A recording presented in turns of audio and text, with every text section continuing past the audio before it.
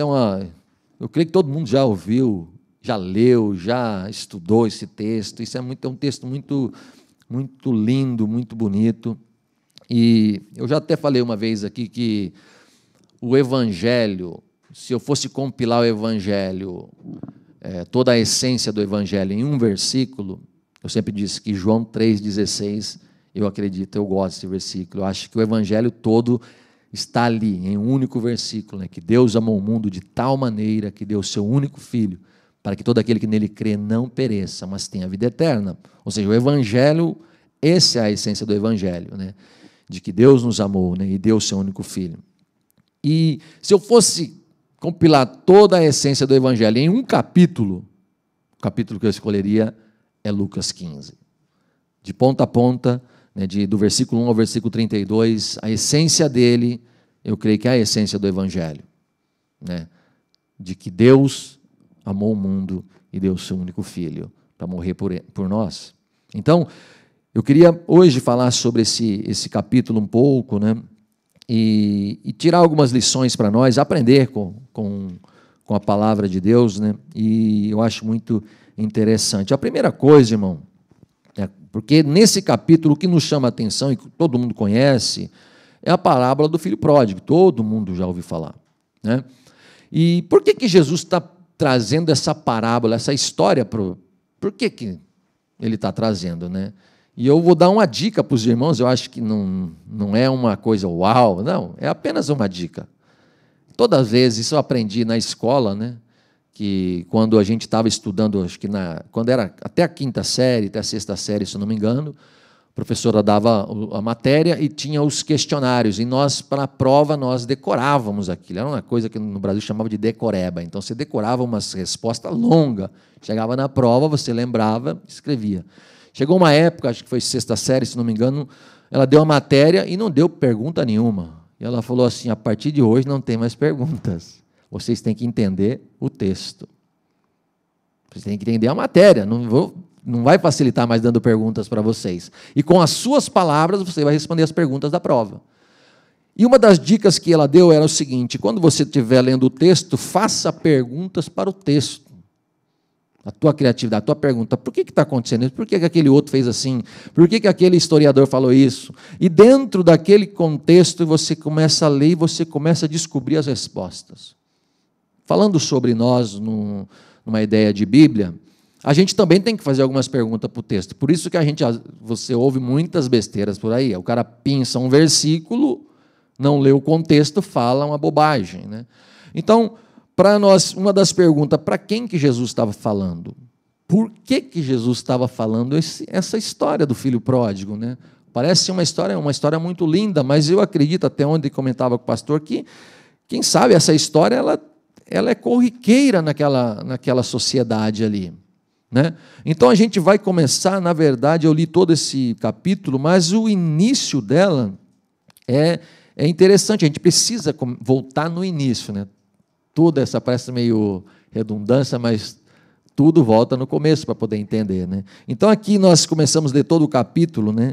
E nós ouvimos falar de ovelha perdida, nós ouvimos falar que tem uma ovelha perdida, ouvimos falar que tem uma moeda perdida, que tem um filho perdido.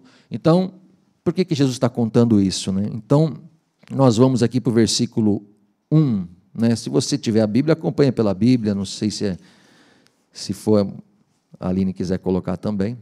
Diz assim, todos os publicanos e pecadores estavam se reunindo para ouvi-lo, mas os fariseus e os mestres da lei o criticavam. Este homem recebe pecadores e come com eles. Olha tudo o que está acontecendo ali. Então Jesus contou-lhes esta parábola. A verdade, irmão, que se você não lê todo, por que eu li o capítulo inteiro? Eu poderia só falar da parábola do filho pródigo. Mas a parábola do filho pródigo, ela faz parte das outras duas, né? Jesus não contou 3 parábolas, ele contou uma dividida em 3. Então você começa vendo aqui que ele fala, ele contou-lhes uma parábola. E ele começa falando a parábola da ovelha perdida. Logo ele já emenda com a da mulher da dracma perdida e ele finaliza com o filho pródigo. Então é por isso que você não tem como desconectar uma da outra. É necessário tentar entender o que está acontecendo. A primeira coisa é que a gente começa a aprender aqui, todos os publicanos e pecadores estavam se reunindo com Jesus. E um outro grupo, que era o grupo dos fariseus e dos mestres da lei, eles estavam observando. A gente precisa entender um pouco como é que era aquilo, né? Então, imagine que Jesus estava num lugar reunido ali e começou a chegar, a Bíblia diz que muitos, todos os publicanos, né? Começou a se aproximar daquela casa onde estava Jesus, e aqueles mestres da lei, talvez um pouco distante, olhando para aquilo, para aquela cena, e falando, não é possível, olha lá, ele senta com os publicanos e os pecadores, e que parece uma redundância, porque para os mestres da lei, para os fariseus, os publicanos eram pecadores, né? Eles não suportavam, era uma coisa assim, não aguento, como que pode, né? Como que ele pode ficar com esses pecadores aí? Nós somos santos demais. Então, uma das coisas que a gente percebe no Evangelho é um choque entre Jesus e os religiosos. Se você começar a ler os Evangelhos, você vai ver vários embates de Jesus com aqueles que se diziam pessoas de Deus, pessoas santas, pessoas que conheciam, que dominavam e que se achavam bons demais.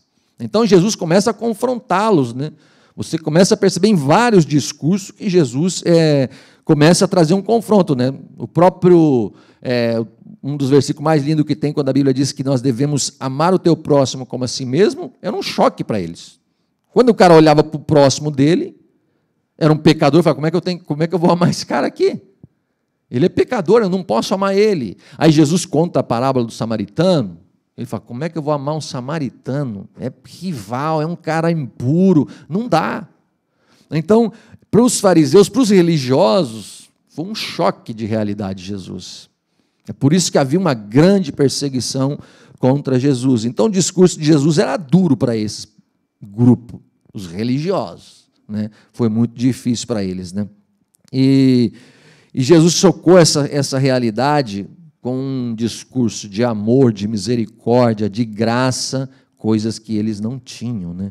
Então, nós vamos falar basicamente sobre dois grupos: os pecadores, que aí inclui os publicanos e todo tipo de gente, e os religiosos. Então, você vai perceber que em toda a parábola, em todo o capítulo 15, só existe dois grupos de pessoas: os pecadores e os religiosos. Eu não sei se a gente vai estar em um desses grupos aí, mas a grande verdade é que, escancarada nesse versículo, Jesus está respondendo e contando essas parábolas após uma crítica de homens religiosos. Olharam para aquela mesa, Jesus está comendo. Como que pode ele comer com pecador? Como que pode? Olha lá, eu conheço esses pecadores. Não dá, né, para a gente poder se reunir com eles, né? Os publicanos eram, vamos dizer assim, alguém muito detestado pelos judeus. Quem eram os publicanos, afinal de contas, né? Eram judeus que se trabalhavam para o governo romano, e eles cobravam os impostos. Um dos homens mais conhecidos, publicano e cobrador de impostos, é Zaqueu. A gente sabe como é que ele era detestado. A gente sabe que Jesus, um dos seus discípulos, também era cobrador de impostos, o que nós chamamos de Mateus ou Levi, né? Eu não sei, pode ser que estava indo por causa de Levi estar andando, de Mateus estar andando com Jesus, quem sabe outros vieram para ouvir Jesus, né? Outros publicanos, outros cobradores de impostos, e aqueles judeus olhavam para aquela cena e falavam, não, a gente não gosta desses caras, a gente detesta esses publicanos, esses cobradores de impostos. Por isso essa guerra e essa raiva que eles tinham de Jesus, eles não aceitavam, como pode? Né?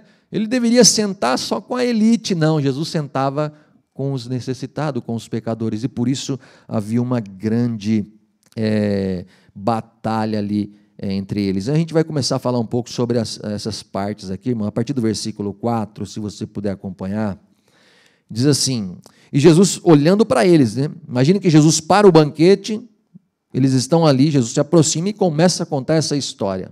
Tá, os dois grupos agora ouvindo a parábola que Jesus está contando, né? Ele contou uma parábola. Qual de vocês, que possuindo 100 ovelhas e perdendo uma, não deixa as 99 no campo e vá atrás da ovelha perdida até encontrá-la?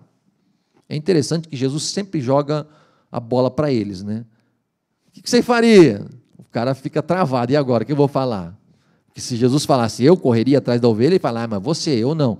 Quando Jesus fala, o que você faria? Em outro momento, quando uma questão de sábado, por exemplo, que eles batiam, Jesus não pode fazer nada no sábado. E Jesus fala assim, e se o teu gado, né, a tua ovelha, algum animal teu, caísse num buraco num sábado, o que você faria? O cara ficou, e agora? O que eu respondo? Era um combate direto. Jesus jogava a bola para eles e falava, e aí, faz aí, o que você pensa? Né? Então Jesus fala para eles, né, o que vocês fariam? Se vocês tivessem 100 ovelhas, uma delas se perdeu. Ele fala, o natural, eu acredito que todo mundo pensou ali, você largaria as 99, isso é o papel do bom pastor, largaria as 99 aqui bem cuidada e iria atrás dessa ovelha até encontrá-la.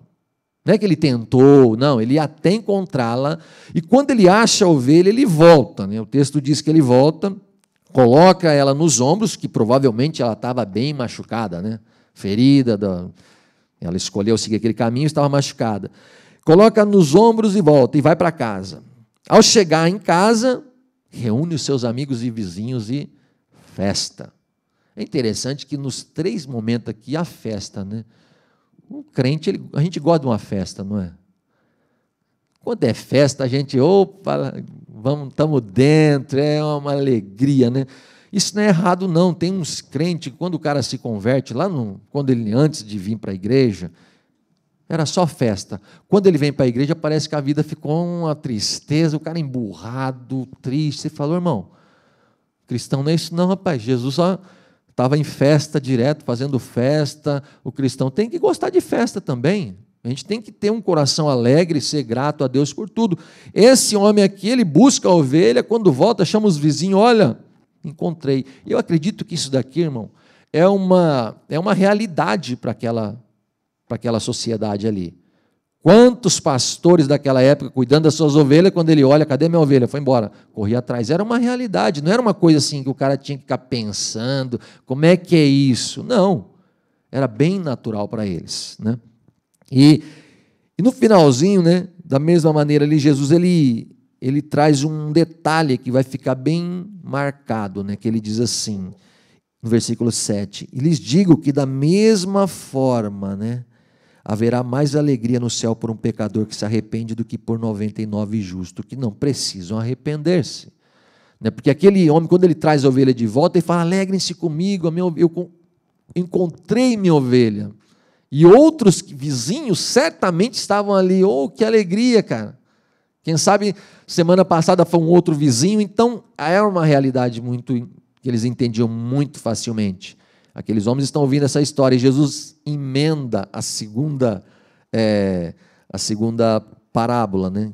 Que é a segunda parte, melhor dizendo, no versículo 8, ele diz, ou seja, ele está emendando o que ele está acabando de falar. Ou qual é a mulher que, possuindo 10 dracmas, uma moeda, né? E perdendo uma delas, não acende uma candeia, varre a casa e procura atentamente até encontrá-la.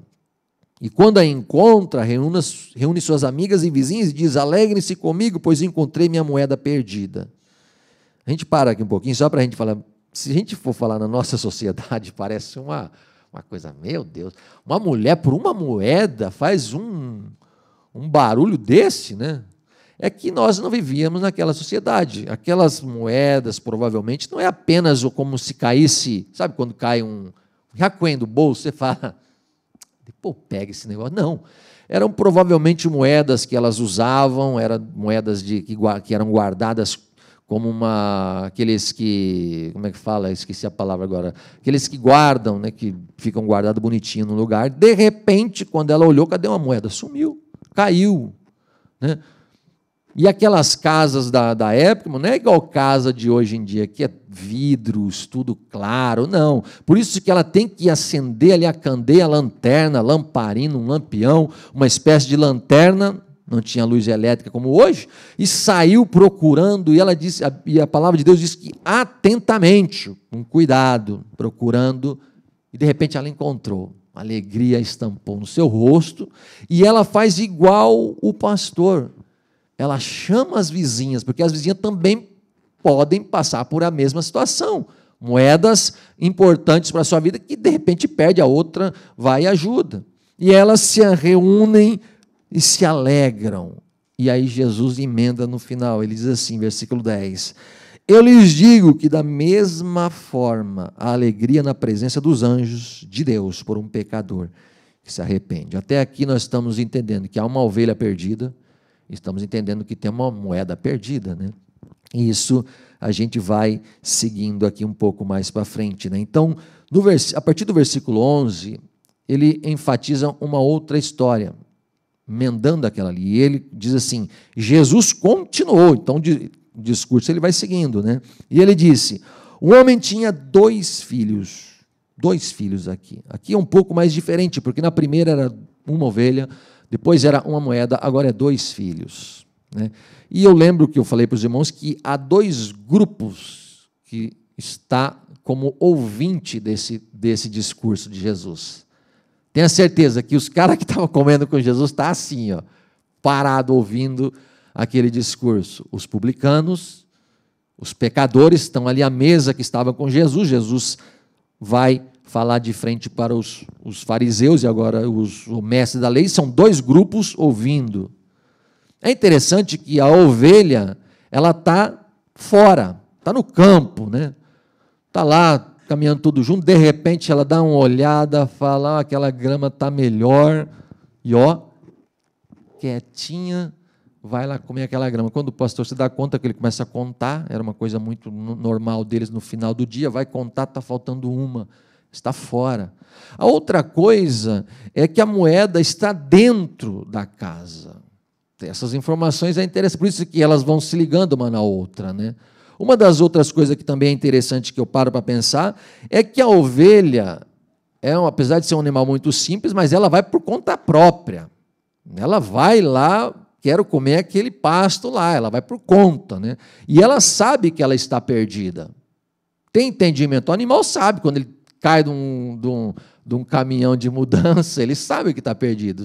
Quem tem animais em casa, se você deixar ele em algum lugar, ele sabe que ele está perdido, ele não está no ambiente dele.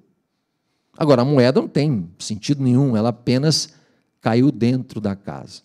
E aí nós vamos para o versículo 11, que Jesus começa agora a enfatizar, e a maior parte do capítulo é nessa parte da parábola, a terceira parte. Então, Jesus já falou da ovelha, já falou da moeda, e ele chega agora falando de uma realidade talvez que muitos dali tinham. Pais que tinham filhos. Uma família, vamos dizer assim. E ele fala, um pai, um homem, tinha dois filhos. Um mais velho, um mais novo. E diz o texto aqui, um homem tinha dois filhos. O mais novo disse ao seu pai, pai, quero a minha parte da herança. Assim ele repartiu, melhor dizendo, quero a minha parte da herança. Vamos parar aqui, né? É uma coisa bem interessante, né? O pai, quando que... Eu não sei que é esse negócio de herança, né? Tem gente que tem experiência de heranças, mas eu nunca tive, né? Então, ou seja, nós, quando meu pai faleceu, não tinha gente pobre, não tinha essa coisa de ficar brigando. Eu já vi muita gente brigar por herança, eu já vi muita família ser dissipada por herança. E você pode acompanhar em notícias que direto isso dá um problemaço. Aqui nós estamos falando de dois filhos, e o mais novo, chegou um momento dado da vida dele, e falou assim, olha, quer saber de uma coisa? Essa fazenda aqui está meio chata, né, cara? Chegou no pai e falou, pai, dá a minha parte aqui, já que eu tenho direito, dá a minha parte. E é interessante, irmão, não sei se você já ouviu falar, e você pode até pesquisar depois, que tem um negócio que chama pacta corvina. Isso é uma palavra em latim, mas ela quer dizer o seguinte, acordo de corvos. Não sei se você já percebeu o corvo, ele é um animal que ele fica, tá lá, um bicho se enroscou lá, tá meio moribundo ali, vai morrer. Ele fica aqui parado, né? Sabe, o corvo é meio estranho, você olha para ele, você fica meio com medo, né? Ele fica olhando, esperando aquela presa morrer, para ele poder ir lá e devorar. E esse negócio aqui chamado de pacta corvina, ele é ilegal na lei no Brasil. Se você pesquisar lá no sistema de justiça, ele é ilegal. Ou seja, enquanto o herdeiro, ou melhor, o dono de tudo, não morrer, ninguém, nem filho, nem os futuros herdeiros de tudo que tem ali de valor, não podem requerer nada. E, de repente, se ele fez em algum cartório, algum acordo, a justiça anula aquilo, porque não tem valor, e isso é crime. Então, mediante a justiça, não pode. Então, o que esse filho fez aqui é algo bem estranho mesmo, e principalmente vamos dizer assim, numa sociedade totalmente diferente da nossa. Quem sabe daqui a uns anos, você pode esperar, que talvez isso comece a virar normal. A sociedade, o Ocidente, com os legalismos aí, a coisa parece que vai, aquilo que era um pouco complicado vai facilitando. Mas lá no Oriente, é bem assim. O negócio, imagine naquela sociedade, qualquer mestre da lei, qualquer homem conhecedor falaria, é impossível isso. Como pode? Que moleque ingrato. Mas foi isso que ele fez, ele pediu da minha parte. E o pai, irmão, o pai é bondoso, irmão, o pai pega e fala, você quer a tua parte? Ele vem, pega, e aí você tem que entender uma coisa aqui nesse texto, que é algo maravilhoso. Olha aqui, ó. Pai, quero a minha parte na herança. Na sequência diz assim, assim ele repartiu sua propriedade entre quem? Para quem? Entre eles. Aqui quem já ganhou a parte também foi o filho mais velho. É por isso que tem 2 filhos na história, né? Então, quando ele dá a parte, muito provavelmente para o mais novo, a parte do mais velho também já está sendo entregue, né? E o texto diz que esse rapaz, ali, com aquela ideia de, olha, na verdade, o que ele estava dizendo, em outras palavras, era o seguinte, pai, cara, está demorando demais para morrer, velho. A hora que o senhor morrer, eu vou estar velho, eu quero curtir a vida. Então, dá a minha parte, eu quero viver minha vida. Né? E Deus, irmão, Deus porque, na verdade, a representação desse pai é Deus aqui. Então, ele é bondoso, porque se você quiser seguir tua vida, Deus não vai te proibir. Não, você não pode sair. Né? Por isso que a gente não arrasta ninguém. A gente vamos dizer assim, a gente convida pessoas para que eles venham e busquem o Senhor. Ele não pode arrastar ninguém para a presença de Deus. Nem mesmo ele te segura se você quiser ir. Ele chega para os discípulos e fala assim, você não quer ir com eles também? Ó? Aquela turma já foi, fala para os discípulos, você não quer ir com eles? Aí Pedro diz, né?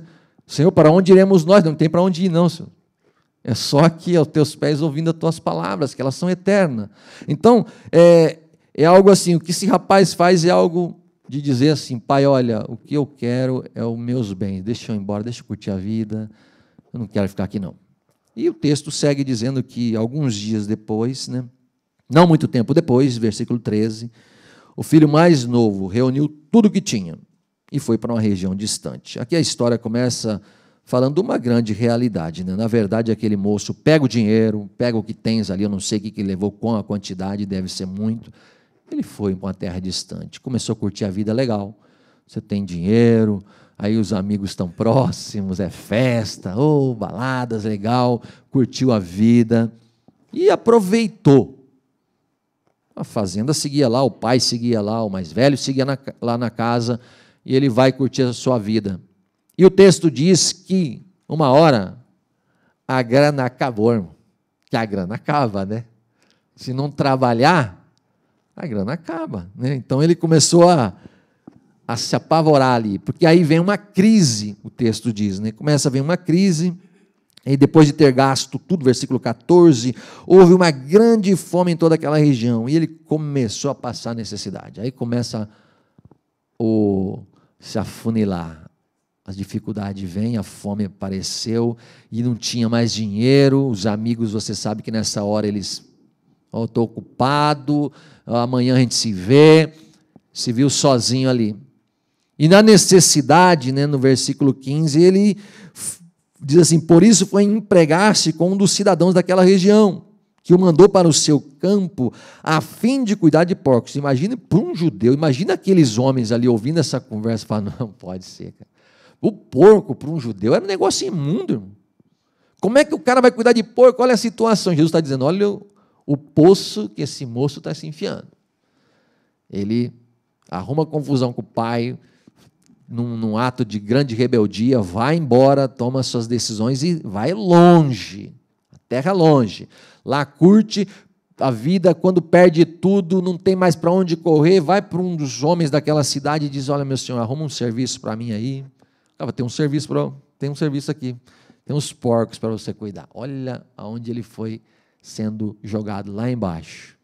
Só que, pasmem, ainda não é o final do poço, porque esse cara está cuidando dos porcos, e está ali pensativo, e a barriga começa a roncar, começa a passar fome, e ele desejava comer essas alfarrobas aqui, que é uma espécie de planta, né, as sementes, os grãos ali.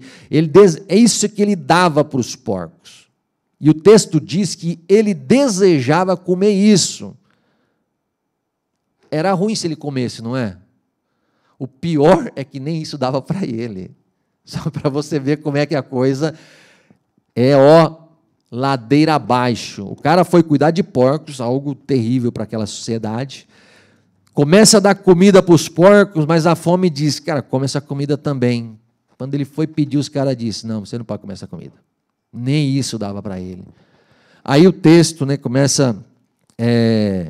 o versículo aqui, no versículo 16, né, diz que ele desejava encher o estômago, né, com as vagens da alfarrobeira, mas ninguém lhe dava nada. Aí o versículo 17, que diz assim: caindo em si. Na verdade, esse caindo em si aqui, tentando entender um pouco mais profundamente, não é que de um relance esse cara teve assim: olha, uau, caramba, vou voltar para a casa do pai, tem tudo lá. Porque o homem por si só, ele não sai do lamaçal, se Deus não o tirar de lá, se Deus não botar esse desejo nele. O homem por si só, atolado no pecado, a graça de Deus é isso, quando ela se oferece a nós.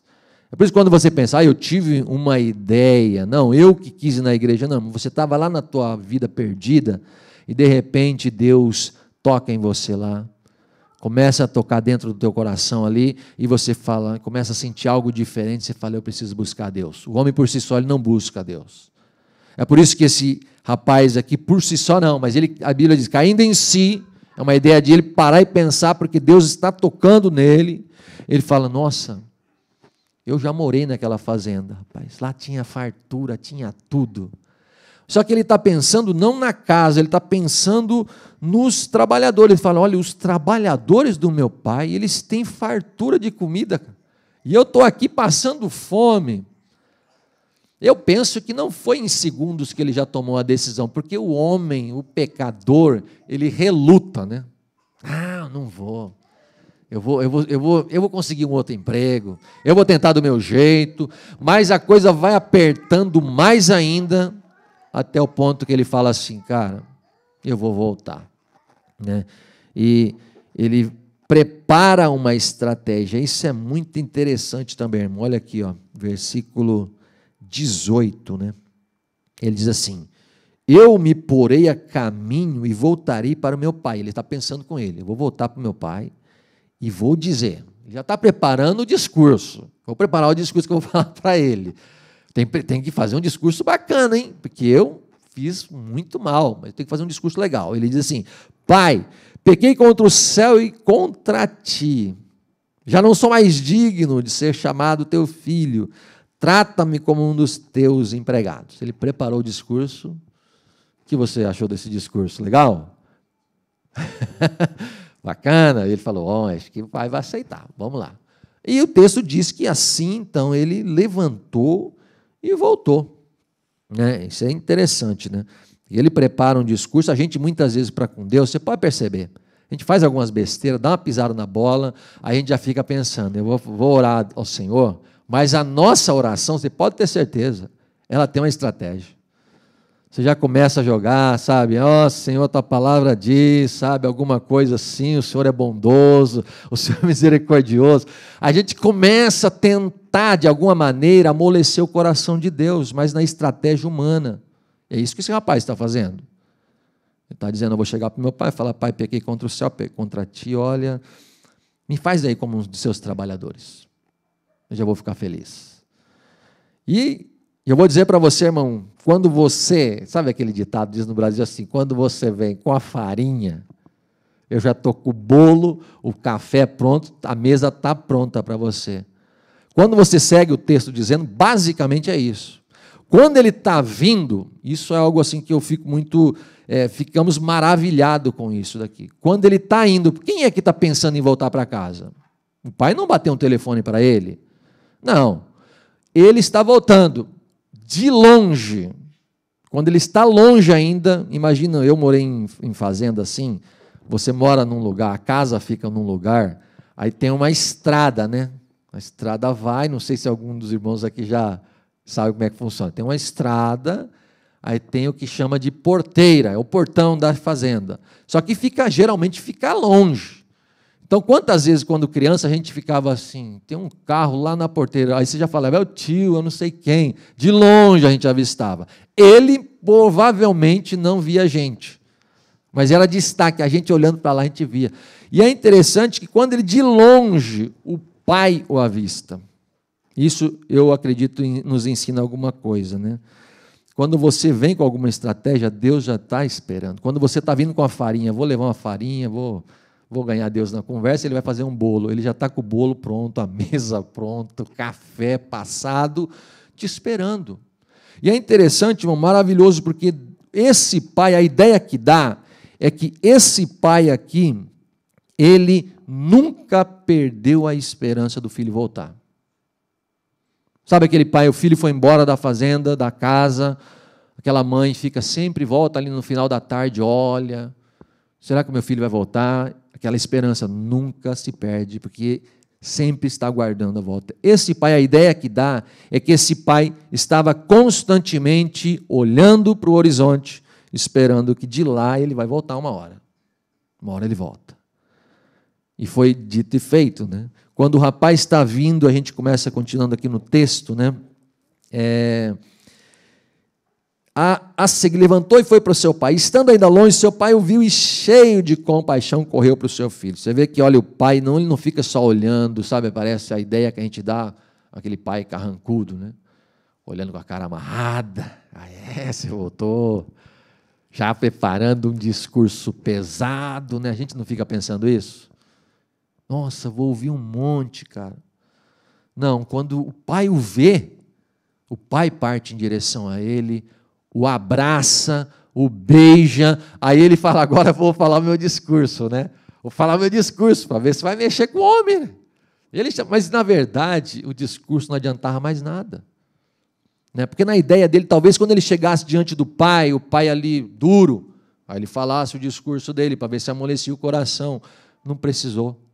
O pai já estava abraçando ele, já estava beijando, e olha que aquele moleque estava fedido de porcos.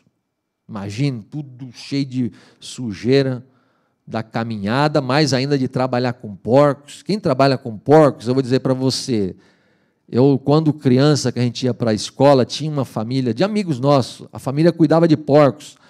Os moleques, quando iam com a gente para a escola, tinha um cheiro de porco, irmão, porque fica impregnado nas pessoas. Que cuida, é normal.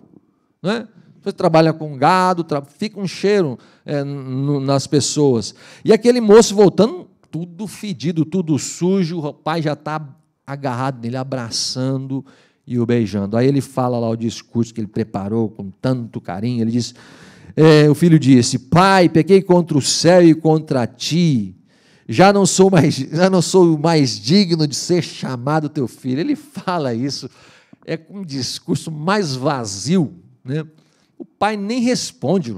Você vê que não faz sentido nenhum aquele discurso dele, que o pai não fala, não, realmente, nada. Ele nem responde.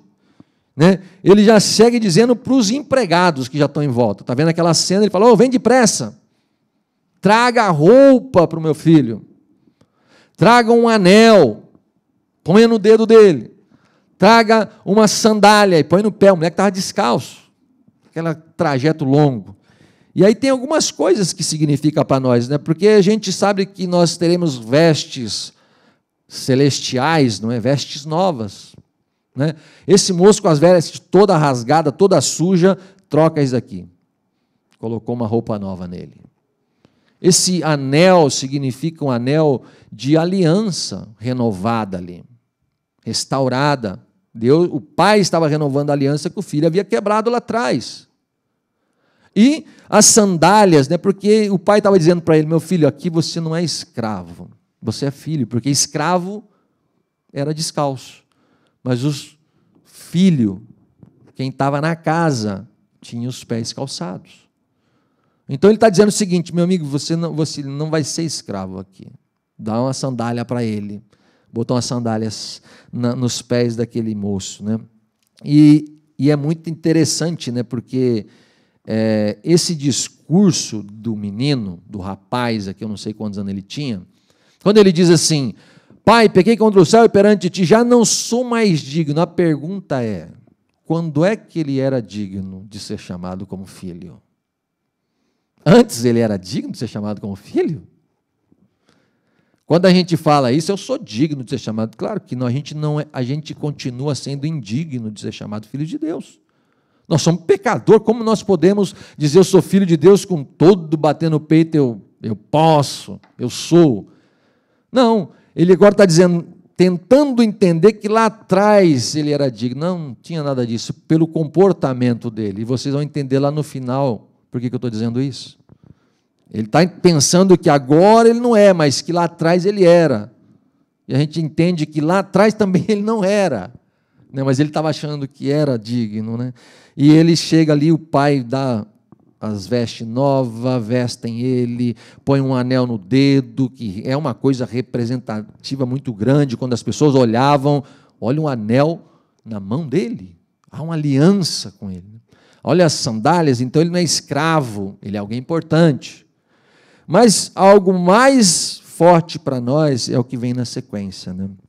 E aqui o versículo 23, depois dele fazer essas três coisas, ele diz assim, versículo 23, tragam o novilho gordo e matem-no, vamos fazer uma festa e alegrar-nos. Olha outra festa aqui, né? A festa vai começar. Mas para essa festa começar, para que o filho possa entrar de vez na casa, um novilho gordo, isso significa que não era um novilho qualquer lá do pasto. Pega aquele novilho que está lá com a perna quebrada, vamos aproveitar agora, vamos matar ele. Não, não, é o gordo, é o que está sendo preparado, é o melhor da fazenda. Ele está dizendo assim para os empregados, aquele novilho, o melhor da fazenda, matem ele, porque nós vamos festejar. Isso nos lembra alguma coisa, né? A gente só entra para ter uma aliança com Deus, só temos essa oportunidade de voltar a ter uma relação com Deus, porque eu poderia dizer o seguinte, que um novilho morreu por nós. E você sabe quem é. Na verdade, nessa sugestão aqui, eu diria um novilho, mas nós sabemos que é uma ovelha, Jesus. Como uma ovelha, ele morreu por nós. Se alguém não morresse, nós não estaríamos aqui. Se Jesus não morresse, melhor dizendo.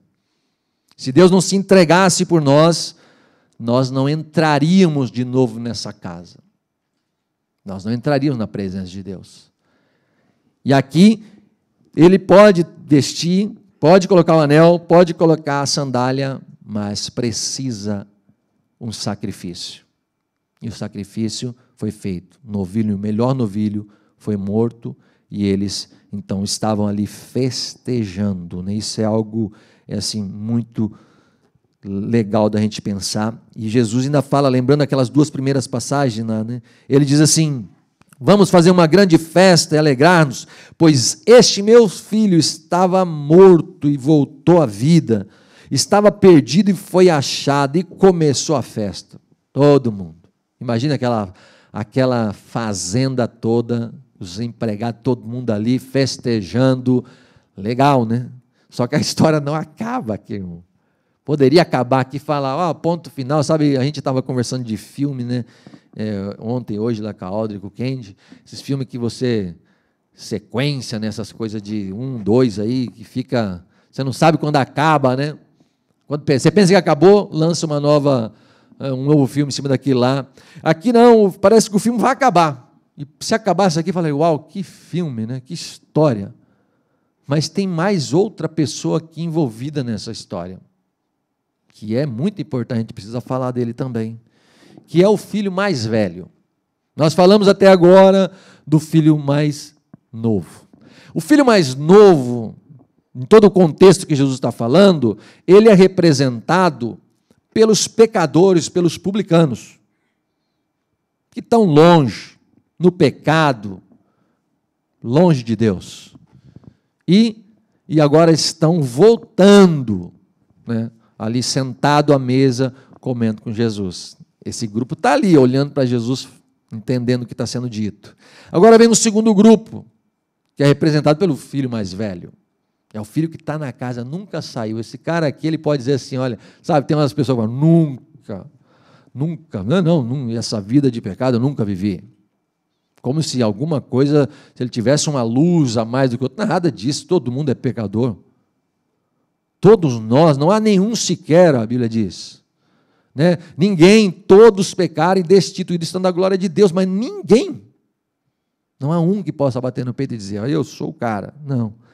Mas esse rapaz, ele está lá, e a Bíblia diz que ele está lá no meio, está trabalhando. Daqui a pouco ele vê que todo mundo está voltando para aquela casa, né? Tem isso muito assim na minha memória, aquela de você voltar do campo para casa, para aquela área gigante ali, né? Todo mundo fazendo uma festa, e ele chega, ele vê barulho de música, aquela festança toda, aquela movimentação. Ele chega para algum dos empregados e diz, pai, o que está acontecendo aqui? O que está acontecendo aqui? É festa? Nem fiquei sabendo. Né? Aí o empregado fala assim, olha, o seu irmão voltou.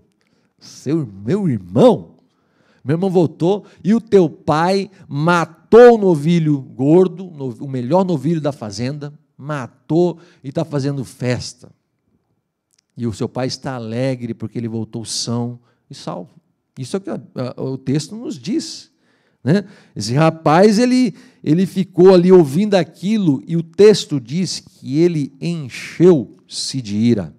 Uma coisa assim, bem clara mesmo.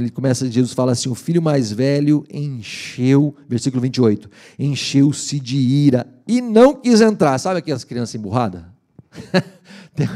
Sabe quando aqueles adolescentes emburrados?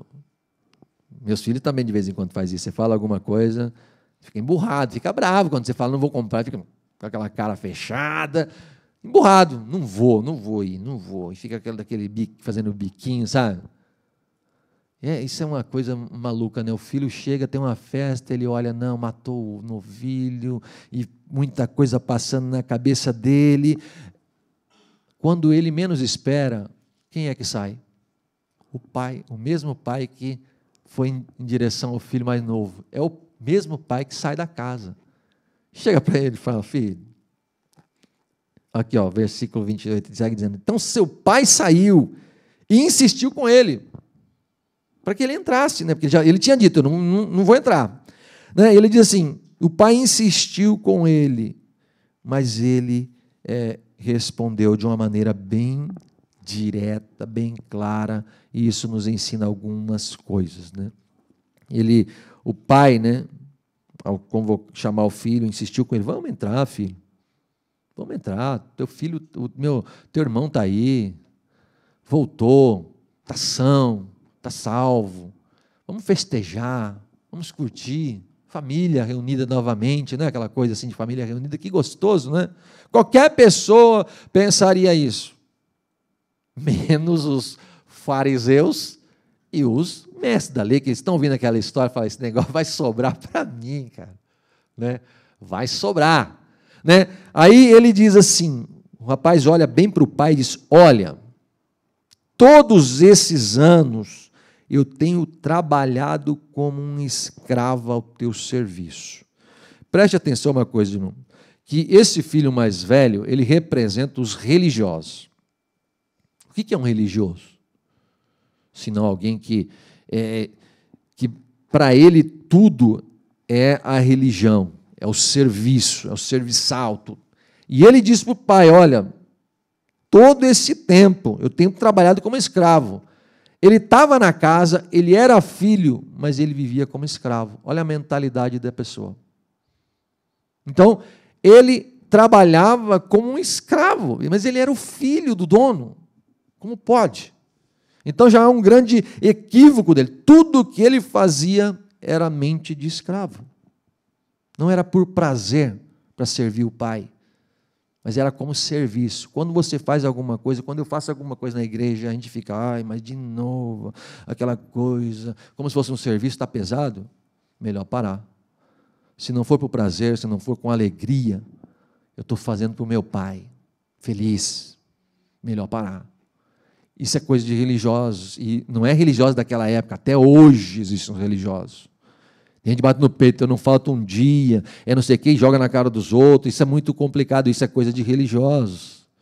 Né? Isso, eu faço, sabe, a gente conta os nossos feitos, isso é coisa de religiosos. Né? E ele diz, eu tenho trabalhado como escravo, eu faço tudo aqui, mas nunca foi por prazer.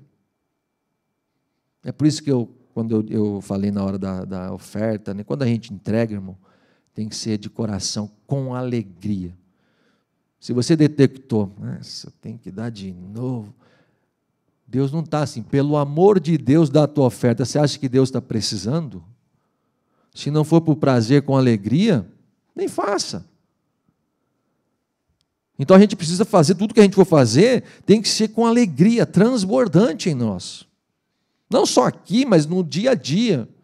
É para falar, é para pegar alguém, é para, sabe, dar um tempo para a pessoa, não aguento mais, não sei o quê. A gente não pode ter esse peso, a gente precisa dizer assim, Deus, tudo tem que ter prazer para ti. No teu reino tem que ter prazer. Esse rapaz, ele não tinha. Saía todo dia, levantava todo dia, tem que trabalhar de novo, não aguento mais. E ainda mais bravo ainda, porque o irmão tinha ido embora, estava lá curtindo a vida. Sabe quando você está na casa e fica reclamando dos outros lá fora? Porque, na verdade, a mente eu queria estar lá naquele lugar também, mas se eu estou aqui, cara, eu tenho que ficar aqui. Tem muita gente assim. Aí ele fica criticando. Meu irmão mais novo, está lá, curtindo a vida. Olha lá, Instagram, Facebook, e o cara só bravo. Mas ele, lá no fundo, tem algumas coisas, inveja. Ele fala assim, eu queria estar lá, mas não vou, não. Eu tenho que manter a minha postura, rapaz. Tenho que manter minha postura. Você acha? Os fariseus eram assim, eles mantinham a postura. Não é? Eles não podiam fraquejar, eles tinham que manter uma postura de seriedade. Vamos para o segundo ponto aqui. Nunca desobedeci às tuas ordens. Ele também tenta justificar para o pai. Ele fala, pai, é o seguinte, eu tenho trabalhado como um escravo e todas as tuas ordens eu cumpri, não falhei uma. A gente traz a memória, você lembra daquele jovem rico, quando ele chega para Jesus, ele chega assim, bom mestre, né, o que eu posso fazer? Porque ele já está olhando para ele e fala assim, eu sou um cara bom. Bom mestre, o que eu faço para herdar a vida eterna? Mas Jesus fala, ok, tá, você quer saber? Tá ok. Tem que seguir, tem seguido na lei certinho? Ih, rapaz, isso aí facinho, não tenho erro nenhum, cumpro tudo certinho, então te falta uma coisa. Pega tudo que tem, dá para os pobres e vem, me segue. Tocou na ferida, o cara falou, aí não. Esse moço jovem foi embora triste, diz a Bíblia. Porque Jesus tocou lá no ponto exato. Tem gente que quer chegar para Deus e justificar. Eu sou um cara bom, então eu mereço entrar no reino. Jesus falou assim, não. Você acha que mas ainda falta alguma coisa. Te falta uma coisa. Era a única coisa que mexia com aquele moço. Ele não aceitou. Endureceu o coração, foi embora. Essa coisa de justificar a si mesmo, né, de querer mostrar para Deus que você é o cara, a gente via muito, Jesus uma certa vez estava observando ali aquela oferta do cara rico, com a viúva, Você começa a perceber que o cara mostra para todo mundo o dinheiro que ele está entregando. Aquela oração do fariseu com o publicano, lembram? Olha a comparação que Jesus está dizendo. É um fariseu, um religioso, com um publicano, pecador detestável pelos judeus.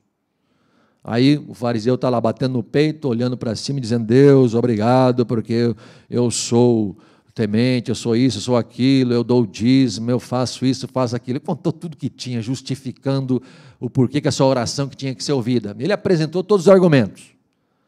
Aí a Bíblia diz que o publicano batia no peito e dizia: Senhor, me perdoa porque sou pecador. Aí Jesus disse para os discípulos: qual dos dois você acha que a oração foi ouvida? Não foi o que muito se justificou. A oração de quem bateu no peito e disse: sou pecador, sou imerecedor. E Jesus está dizendo isso aqui. Esse rapaz, ele está dizendo assim: eu nunca desobedeci uma ordem, rapaz. Ele tentando justificar. E o que é mais ainda, né, é interessante aqui, o texto segue: mas tu, olha o que ele disse, eu tenho trabalhado, de noite, eu nunca desobedeci uma ordem, como um patrão, ele tinha o pai como um patrão, não como um pai. Ele recebia do pai, a fala do pai, uma ideia de servo, de empregado, escravo para um patrão. Não fazia por prazer. E ele diz o texto aqui: e tu nunca me deste um cabrito. Olha o que ele estava bravo. Nunca me deu um cabrito para mim comemorar com meus amigos. O que é isso que quer dizer para nós? Que tudo que ele fez, ele esperava algo em troca de Deus. Toda essa vida, olha o que ele vai resumir: eu fiz tudo para o Senhor, trabalhei, cara, olha, e eu não desobedeci o Senhor em nenhuma vez, e nunca me deu um cabrito para me festejar. O que ele está querendo dizer? Tudo que eu fiz isso, eu espero algo em troca do Senhor. Se eu estou no culto toda semana, é porque na hora que eu pedir para o Senhor trazer uma bênção, uma cura, eu espero que o Senhor me dê, porque se o Senhor não me der, de que adianta eu fazer tudo isso? Ele está questionando o pai, dizendo: de que adianta eu trabalhar como um escravo? De que adianta eu te obedecer, não falhar uma vírgula, e o Senhor não me dá nem um cabrito para me comer, para me fazer um churrasco? Irmão, quando a gente tiver essa mentalidade, a gente vem à igreja, e só estamos aqui porque na nossa expectativa é: Deus tem que me dar alguma coisa em troca. E quando a gente ora, a gente já está meio que jogando na cara de Deus. Senhor, eu estou 40 anos na igreja, olha o que eu estou passando, o Senhor não está me vendo, não.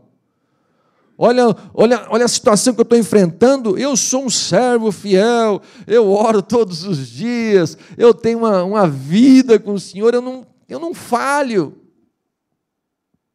Eu só esperava que o Senhor me desse esse negócio. Puxa, e agora?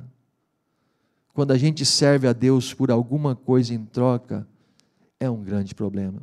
Quando o teu filho fizer alguma coisa para você e ele está esperando que você, como diz, molhe a mão dele com dinheiro, tem alguma coisa estranha, não é? Às vezes a gente ensina: César, vai lá, pega todo esse servicinho aqui, de yuan, para você colocar no teu cofrinho, ok? Quando ele parou de fazer, falei: meu amigo, você tem que fazer, as coisas que a gente faz tem que ser não pelo valor que você vai receber. Nem tudo é isso, não é? A relação patrão e empregado, sim, mas a relação pai e filho, não existe isso.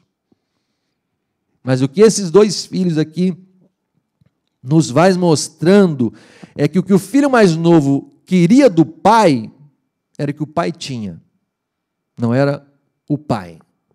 O que o filho mais velho queria do pai era o que o pai tinha também, e não o pai. Você começa a perceber que esses dois filhos aqui, eles estão completamente perdidos.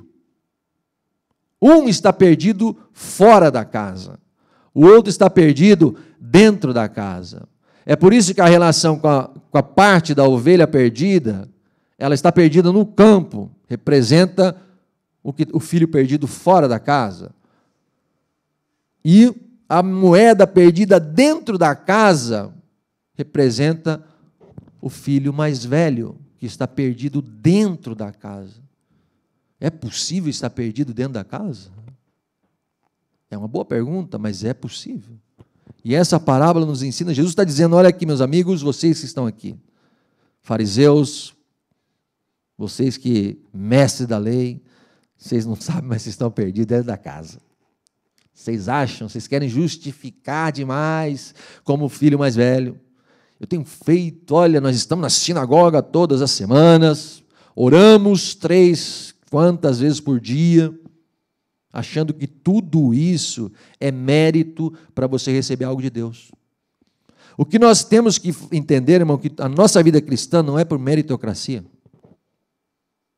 É por isso que quando você fala a parábola quando o patrão chama empregados, um chega às 6 da manhã, outro chega às 10, outro chega às 3 horas, estou falando uns horários aqui, não tem nada a ver com aquilo lá, mas é bem assim, horários diferentes, no final do dia, paga igual. Aí você fala, não, peraí, está de brincadeira, Senhor, eu fiquei 40 anos servindo o Senhor na igreja, eu deveria ganhar mais do que o outro que está 1 ano aí. Não é por meritocracia.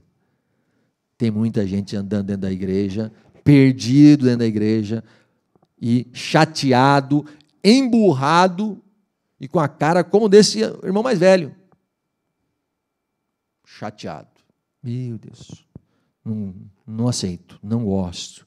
Olha, eu estou aqui, Deus nunca me deu um cabrito para mim fazer um churrasquinho com meus irmãos. Aí ele olha para o irmão que acabou de chegar na igreja, o cara está lá, o boi gordo lá, sendo assado, e fala, aquilo dói, aquilo começa a remoer, ele não quer entrar na casa, eu quero ficar aqui fora, eu quero ficar aqui bravinho, o pai vai, convida ele. É interessante que a parábola termina, e você não sabe se o filho mais velho entrou na casa ou não. No final não diz que o filho entrou, simplesmente a parábola encerra. E você fica, e agora? Porque eu entendo que o final dessa história é o que está ali.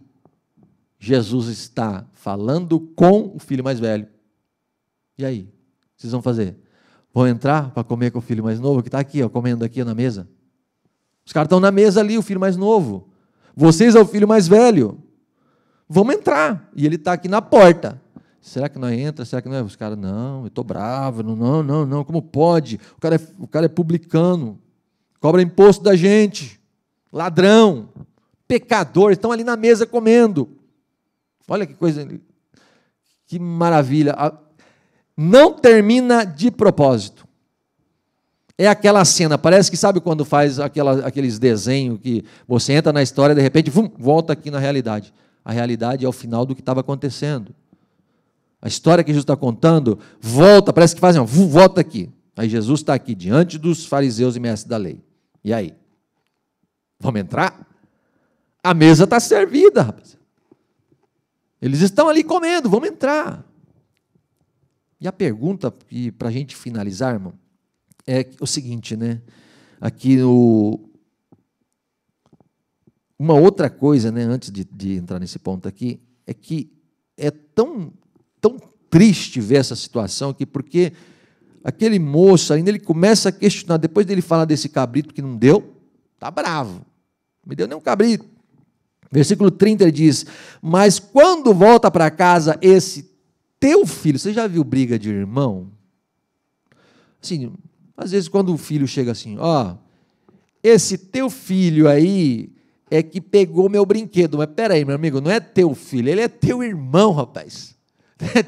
Parece que assim, é teu filho, não tem nada a ver com ele. Não, mas é teu irmão. E ele fala desse jeito para o pai. Ele fala assim, quando esse teu filho, porque eu não quero nem saber desse cara não, hein? Quando ele vai, ele gastou lá na vida, perdido lá e volta. Gastou lá com as prostitutas, aí o Senhor matou o boi gordo para ele. Aí o pai diz assim com muito amor, né? Meu filho, você está sempre comigo, você está aqui, cara. Está fácil para você, está aqui dentro. Né?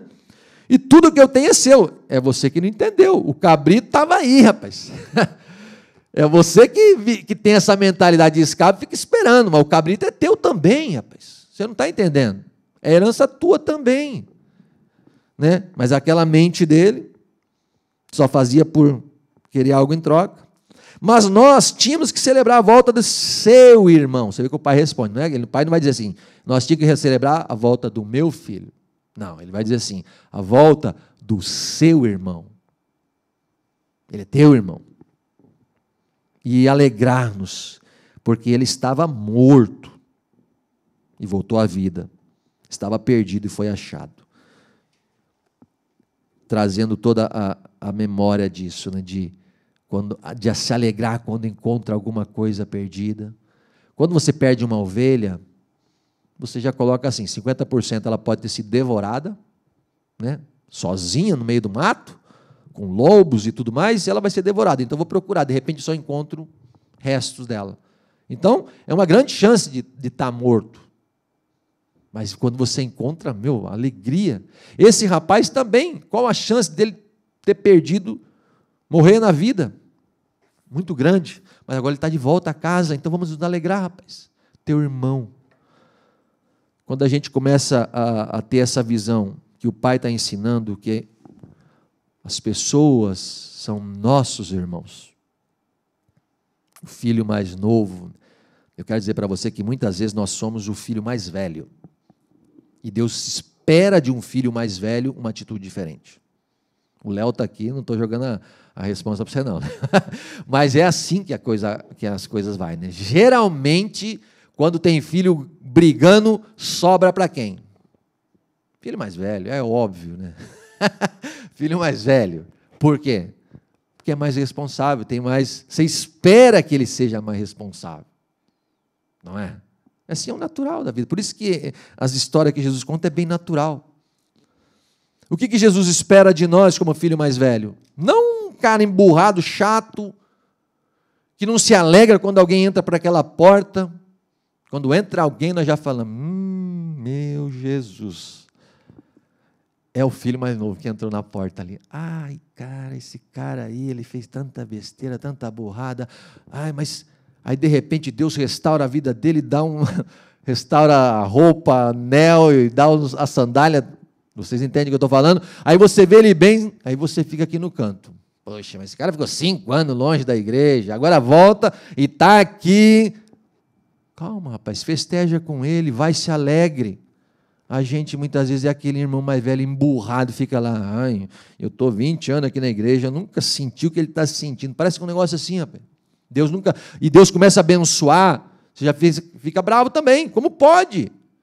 Eu estou aqui, nunca saí da igreja há 20 anos, o rapaz está a vida inteira aí fora, agora vem e Deus parece que enche ele de bênção.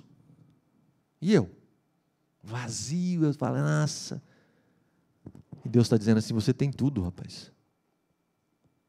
Você está aqui, o cabrito é teu, está tudo aí, rapaz. Mas a gente é como aquele mestres da lei, bravinho, eles ali olhando para os publicanos, para aqueles pecadores, ai, eu não aguento, como pode? Aquela história do Simão, né, o fariseu, que chamou Jesus para comer em casa, aquelas mesas compridas, muito provavelmente Jesus lá no outro canto, e ele aqui, está todo mundo comendo, de repente entra uma pecadora, agarra aos pés de Jesus, e ele só pensa, a Bíblia diz que ele pensa daqui, acho que eu errei, hein? Esse cara não é profeta não, porque se ele fosse profeta, ele saberia que essa mulher é pecadora. Aí Jesus dá uma boa trabalhada nele, mostra que quando você se arrepende, quando você se pede perdão a Deus, Ele te perdoa, te restaura. Aquela mulher ali foi restaurada, Jesus disse, vai, não peques mais, perdoa todos os pecados dela. E ele lá, bravão no canto, lá, como pode? Mulher pecadora, olha aí, ele está aí. Mas ele aqui na sua justiça própria. Eu quero dizer para você, irmão, que para nós aqui, que a gente não seja esse irmão mais velho, chato, mas que a gente seja um irmão mais velho, responsável. Eu imagino que esse pai, num papel de filho mais velho, esperasse o seguinte, que esse mais velho falasse assim, visse, porque eu imagino que o filho olhava para o pai, olhando para a história aqui, o pai triste, porque meu filho mais novo foi embora. Quando é que ele volta? Sabe, a mãe, A gente que vive fora do Brasil, longe de muitos familiares nossos, muitas vezes as mães ou pais ficam assim, nossa, quando é que volta, né? Aquela expectativa, com saudades. O pai também tinha esse semblante de saudade. O filho mais velho, olhando para aquela cena, ele deveria fazer o seguinte: espera aí, eu vou atrás desse filho mais novo, desse meu irmão. Vou caçar esse camarada. E sair atrás dele. O papel que o pai talvez esperasse do filho mais velho era esse. Dele sair no encalço do mais novo, chegar lá onde ele estivesse. Meu rapaz, olha aqui. O pai está chorando por você. E vamos voltar para a casa do pai. Você sabe que o lugar lá é bom. O que você está fazendo aqui, rapaz? Teu pai está lá chorando por você. E você aqui na gandaia, a expectativa, eu creio, desse pai para o filho mais velho era essa atitude. Não de ficar lá no meio da fazenda emburrado e dizendo, puxa, o meu irmão está lá curtindo a vida. Mas ele deveria ter uma atitude de falar assim, olha, eu vou atrás do meu irmão. Vou buscar ele onde ele estiver. Misericórdia e graça. Ele não merece, está longe, mas eu vou atrás dele. Ele não é dinheiro que vai comprar, mas eu vou atrás dele. Eu acho que isso tem que ser a essência do evangelho para nós. Quando a gente olhar para alguém, falar assim, realmente ele não merece, mas eu vou atrás dele. É de a gente olhar para alguém assim e falar assim, eu estive na pele desse cara um dia. Alguém veio atrás de mim. E voltar buscar essa pessoa, né? Eu acho que, eu lembro, ontem eu estava conversando com o Reinaldo lá em casa, já estou encerrando, e eu falei assim, uma vez, jovem ainda, você começa a estar na igreja, de repente você começa a ovelha perdida. Comecei a andar por uns caminhos e fiquei longe. E quando você fica longe, automaticamente você começa a dar resposta. Alguém te liga, ô Júlio, vamos na igreja. Pai, estou ocupado, estou cansado, estou com muito serviço, estou com tudo isso outro. E eu fui ficando longe. Aí chegou um rapaz para mim na firma e falou assim, eu sei que você é cristão, e eu, sim, verdade. Como é que é esse negócio aí? Aí e agora? Eu comecei a falar de Jesus para ele, no trabalho, e ele falou, então qualquer dia você me leva na igreja? E eu, numa encruzilhada, eu dizia, sim, a gente vai sim, cara. E eu falo, mas eu esperando que não tivesse aquele dia, porque eu não queria ir. Porque você começa a ficar longe, vivendo uma vida longe, mas você sabe que lá é aquele lugar que você já viveu, que você já viveu aquela situação de estar aos braços do Pai. Aí uma vez ele chegou para mim e falou, olha, eu estou com um carro agora, que eu não tinha carteira naquela época, era bem novinho. Aí ele chegou e falou assim, vamos na igreja domingo? Falei, e agora? Pensei rápido, falei assim, vamos. E eu lembro que quando eu cheguei, né, alguns irmãos que foram lá em Okayama sabem que tem uma porta que abre de correr assim, né? Aí eu cheguei na porta, assim, eu abri, né? Quando eu abri assim, o pessoal estava ensaiando louvor. Eu lembro que saiu uma irmã, que tinha um casal que gostava muito de mim, assim, a gente se gostava muito. Ela saiu de onde ela estava, parou, deixou o microfone, veio e me abraçou e disse, a gente sempre esteve te esperando. E tipo assim, para mim foi assim, muito profundo, porque poderiam estar com o dedo apontado para mim, dizendo, cara, o que você fez? Por que você está tão longe? Ou dizendo, olha o que você fez, o que você veio fazer aqui agora? Mas o abraço deles, para mim, foi tipo assim, não precisou muitas palavras. Eu entendi o amor de Deus. Eu estava como esse cara aqui, longe, mas Deus trouxe de volta.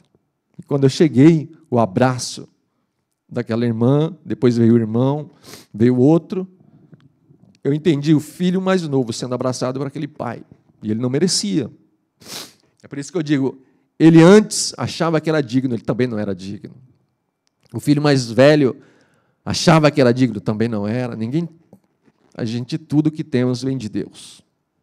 E por isso que, finalizando essa mensagem, eu quero dizer para você, eu não sei o que a gente vai fazer, mas que você seja um filho mais velho, diferente desse homem aqui.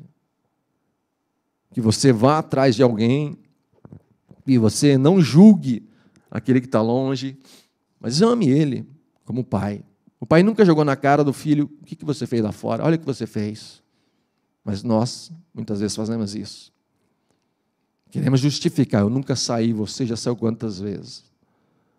Eu quero dizer para você, Deus, Ele nos amou de tal maneira que Ele deu o seu único filho. Assim como esse cabrito aqui, não, esse novilho, né, o melhor novilho, morreu para o filho mais novo, ele também tinha morrido para o filho mais velho. É por isso que o pai está dizendo: entre para casa, rapaz. O banquete está lá, não é só para o seu irmão, é para você também, cara. Deixa disso. Os fariseus, os mestres da lei estão diante de Jesus, Jesus dizendo para eles: você vai fazer o quê? Vai ficar aí olhando, só apontando, ou vai entrar para a mesa e vai comer juntos? Esse é o convite para nós. Né? Eu já vi muita gente falando: nossa, você senta com gente que não é cristão, como se a gente tivesse que andar numa bolha, né? Só com crente. Quando foi a última vez que nós chamamos alguém que não é cristão? Coma em casa lá, cara, para ele conhecer nós, para ele ver Jesus em nossas vidas. De que adianta eu ficar só chamando crente para minha casa? É legal, é gostoso, isso é verdade. Mas a gente também precisa buscar o que está perdido, né? Que está longe de Deus. Ah, mas aquele cara é meio espírita, e qual é o problema, cara? Aquele cara é testemunho de Jeová, qual é o problema? Eu não estou discutindo religião nenhuma. Eu estou querendo mostrar o amor de Deus na vida daquela pessoa. Se Jesus fosse olhar assim, ele não sentaria no banquete com aqueles pecadores, né? Quantos banquetes Jesus sentou com pecadores? O que ele nos ensina? A gente precisa sentar com pecadores também, alcançar eles.